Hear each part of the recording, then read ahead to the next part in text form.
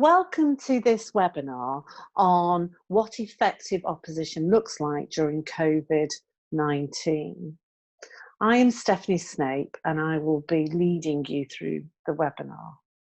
Let's start with looking at the format and approach.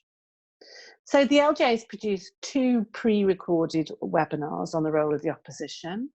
The first one on the importance of opposition leadership, and the second one on what effective opposition looks like.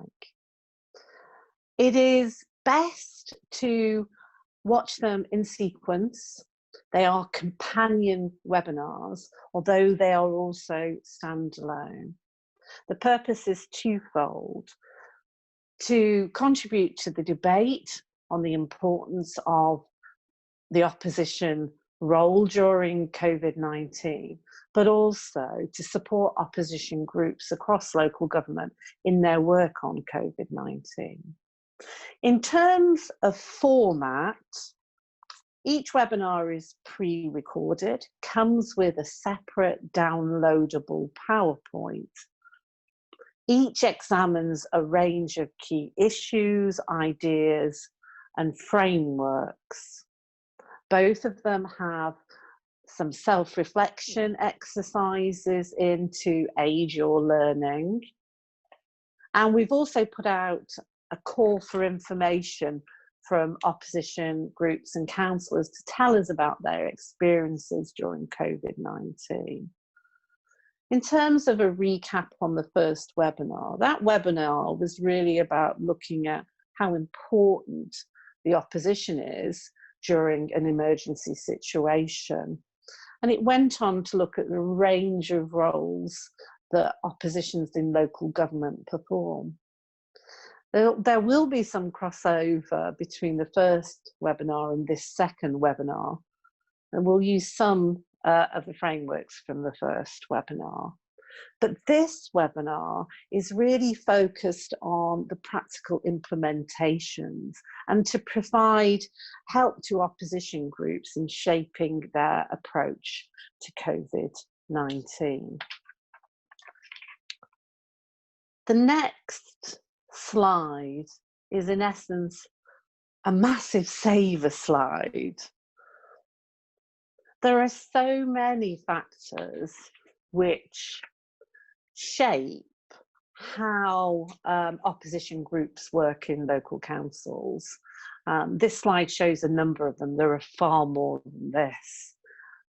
And so we have things like the size of groups. So having a large opposition group feels very different than being a group of, say, between 3 and 7 councillors. How many opposition groups there are, how long-standing those are they political groups but not party political groups, or they're a mix of both? What resources do they have? Very importantly, what's the political culture, electoral history, traditions of a council? All of that plays a part in shaping the opposition's ways of working. And in essence, what you get is an amazing diversity in local government of approaches from local opposition groups. That means that every opposition group has to shape its own approach to COVID-19. So that's the big saver slide. However, we do know quite a lot about what makes an effective opposition tick. And so what we have on the next slide are 10 components of effective opposition at a local level. And we're just going to work through those. So the first one is about clarity of where you're going and what you stand for, what your message is, what are your aims and priorities. Have you got a clear and persuasive political vision?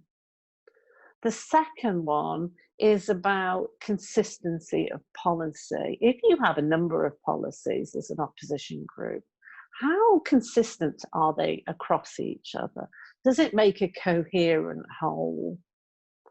The third one is an important lesson about adopting the behaviour An approach are the ruling group in waiting, even if the in waiting might be years and years. There's something about adopting that we're going to be a ruling group approach, which means that opposition groups are energized, motivated, and more disciplined. The fourth one is about periodically thinking and reflecting and looking wider than your group to engage external experts, stakeholder lobbying groups, and to think about periodically refreshing the offer that you have as an opposition. And the fifth one is about understanding the very wide range of opposition strategies and tactics that you can deploy, but also being skilled at being aware when to use a particular strategy or tactic, in what situation, or maybe even with what individual. You move on. Resources, almost 99 times out of 100, an opposition group only has limited resources. And those resources come in a number of forms. It's the human resources, technological resources, financial resources.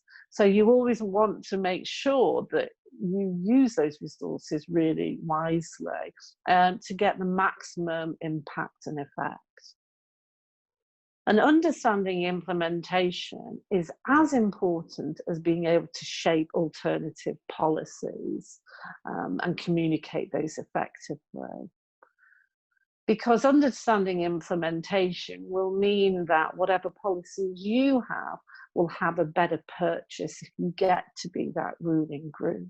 And it gives you that ability to critique the ruling group's policies, because there can be many a gap between the original intentions of policy and its delivery on the ground. The eighth one is about, is there a cohesive team, a leadership team for your opposition group? Has it got the right mixture and diversity of approaches, experiences, styles? Is it cohesive? Is it effective? And then number 9, how is your group doing? Is it being managed effectively? Are the dynamics within your political group positive? Are you avoiding the potential negative aspects of, say, friction or factions? And then finally, there's something important that we've noticed with effective opposition about what approach you adopt in terms of being positive and upbeat. Really being able to see the upside of being in opposition and being aware that you can make change and effect difference in opposition as well as a ruling group. That positive upbeat approach is really particularly important where, for example, a ruling group might have been in power for a long time and then loses power. You can have a very extended grieving period. Well, if you've got a leader who can actually get people to see the positive upbeat side, to shape a positive vision of the future, to see how opposition can be effective, that can make a huge difference. So if you we do have an understanding of what makes effective opposition, and what we've done with those 10 components is shape a reflection exercise. That exercise is a bit too big to put in a PowerPoint slide. It would be font size 2. So we put that in a separate downloadable format for you. But what it does is take those 10 components. It gives a bit more detail on each of those 10, but it also suggests how those components might be impacted by COVID-19. And it gives you, as an opposition leader, deputy councillor group, the opportunity to think, so how have we responded? What could we do? Where are we at? So let's move on. Now, this slide takes us to thinking about opposition strategies. It's a slide that was introduced on the first webinar. And it goes to that central dilemma facing opposition groups of what overall approach do you take during an emergency? Are we collaborative, close partner with a ruling group? Are we trying to maintain clear water between ourselves and the ruling group? I'm not going to go over this in detail. That is in the first webinar. However, it's a useful framework to help you think overall, what approach are we taking? How might that change? And indeed, the next slide is a list of 5 bullet points, again, to shape a reflection exercise, either as something that you do as an individual or something that you do as a group. So it asks, what is your current opposition strategy or strategies? You may have more than one. What discussions have you had within your group about the appropriate strategies? Have you adapted them for COVID-19? Have you considered when you might move from one strategy to another? Are there certain topics or issues that you might use different strategies for? And what are you learning about what works? So please use that reflection exercise if it helps you formulate your strategy for COVID-19, the response and the recovery phase. The next 2 slides, which are reproduced from the first webinar, list all the potential opposition roles that local government opposition parties might play. And again, I'm not going to go through that in detail. That is in the first webinar. However, when you're practically shaping an opposition strategy, you may very well want to think about these roles and what's appropriate during COVID-19. So in the first webinar, that 3rd bullet point on this first slide about a potential role of asking powerful questions, I did mention that can be a very useful strategy, tactic to adopt during an emergency. So what we have done is to take those roles, and we have produced a second separate reflection exercise for you to use, which looks at those and looks at potentially the implications for COVID-19 and gives you the ability to think about, well, what do we want to do in our group, given our local context, or what access we have to resources, etc. So now we move on to the issue of opposition platforms. So these are the arenas that exist for an opposition group to actually exercise opposition. This diagram is trying to show the difference between the different platforms that exist by breaking them into 4 different categories. So we have 2 axes. We have internal and external. So the ones on the left-hand side, those 2 boxes, they're both internal. They're both council places to be in opposition. The ones on the right are external to the council, and also formal and informal.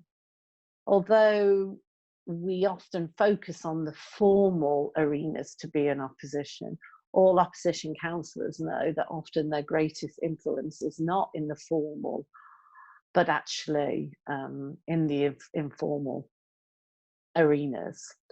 So internal, formal, full council, if you have working groups and are including those in your council, there may be a place in area arrangements, policy groups. Overview and scrutiny is a difficult place to be a very overt opposition. There may be agreed briefing arrangements with officers, there's cabinet. each council works its own governance arrangements its own way. So what are the situations? What are the arenas? How can you be an opposition in those? Often they really are quite constrained. If we move over to internal and informal, those are often based on the informal relationships you have with officers, but also into those other political groups, either other opposition groups or the ruling group or ruling groups. On the right-hand side with the external, formally, there's the media, there's your own newsletters, social media. You also have representation on outside bodies. Informally, it's all those networks of relationships with community groups, interest groups, lobbying groups, and your relationships with other local groups such as other public agencies. I think what's interesting is if you did a list, which you could easily do, you could reproduce this and put your own local lists in. And what would be interesting is to look at the pattern before COVID and after COVID. And I think what's often happened is that the places for you to be an opposition internally have shrunk and have become restricted, or have changed in their format, like moving to virtual meetings. So ask yourself, where can we be an opposition? And what are we learning about?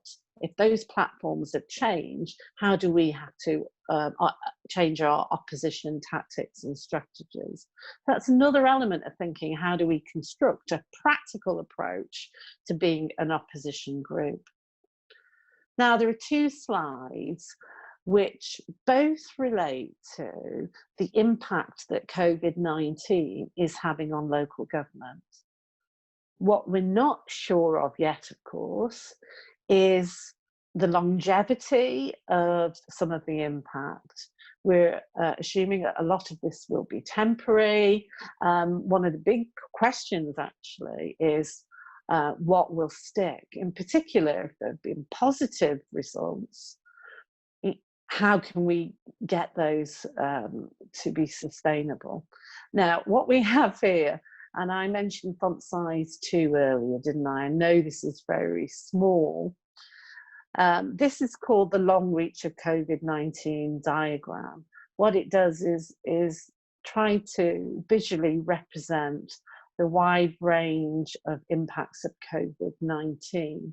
It's contained within the LGA's recently published workbook for cabinet members and leaders on their role in COVID-19. If you have the ability to do this, which is great when you can make it zoom in, that can be a way of thinking through. And again, for an opposition group, being aware of the full range of the impacts is important, and which one of these impact more for you as an opposition? Which one are you more potentially concerned about? Which one of these impact your overall strategic direction, your key policies? A clear one, and I'm sure all Green opposition councillors are considering, is the impact on a lot of the climate change work which was taking off pre-COVID-19. It might be that mental health is an issue, domestic violence, social care. It could be that it's to do with regeneration, business development. So there is, I think that's a useful practical tool to just consider, where are you going to place your time and energy? This second one is much easier to review in a short period of time. So we have, now these are trying to actually bring together some of the key impacts that we're seeing. So a huge amount of change in the member and officer world. I don't need to tell you about Community impact also. There are certain service policy areas which are grabbing the headlines in local government press and sometimes nationally. Which of those are things that might be important to you in terms of opposition strategy? I think there's an important longer term point on the left hand side, council priorities and budget. The financial implications, as we've heard about more and more in the local national press, but as you'll be aware of, could be really substantial, and that could lead to a reshaping of council priorities and a reshaping of medium-term financial strategy. The impact on local businesses could also mean reshaping council priorities. So I think that's something that many ruling groups are going to be working on, and that's something also for the opposition to consider. I think there's an important issue here about, again, harking back to local circumstances and local issues. So there will be real differences, won't there, in terms of the areas that you serve. So if your council area is a tourist area, or the area that the opposition party in particularly represent is a tourist area, that is already having a major impact. What is the impact potentially on big regeneration or planning issues, or on the health or otherwise of the high street? If you have a substantial BAME community, so there are real potential impacts. So it will always have to be shaped, won't it, around your local circumstances. But these are some of the ones that seem to be coming up repeatedly. And I think there's a final good question to ask, which I know a lot of opposition councillors are asking, which is, what is a reasonable expectation for us to have of our councils during this emergency? What's a reasonable expectation of how councils can support us doing our job effectively during the emergency? So these are some ideas. Separate meetings with the chief exec and senior officers, access to timely information, a format for virtual meetings which includes a place for the opposition to ask questions and provide challenge. It goes back to that question of, how are the traditional platforms to be in opposition being impacted by COVID-19? And if we really want to support effective opposition, we have to think about how we ensure that any changes for those platforms is still a useful place to be in opposition.